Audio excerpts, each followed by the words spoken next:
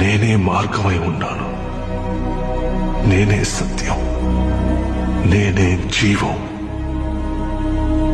ఆల్ఫాని కూడా నేనే, ఒమేగాని కూడా నేనే, ఆది అంతం నేనే.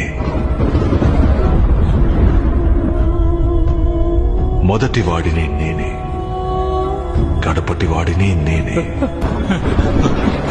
ప్రభు, నేను చావు కోసం ఎదురు చూస్తున్నాను. ఇకపై మరణం ఉండదు, దుఃఖం ఉండదు, ఏడుపు ఉండదు, చింత ఉండదు. నేనన్నిటినీ నూతనీకరిస్తున్నాను. అవును, నేను త్వరలోనే వస్తాను.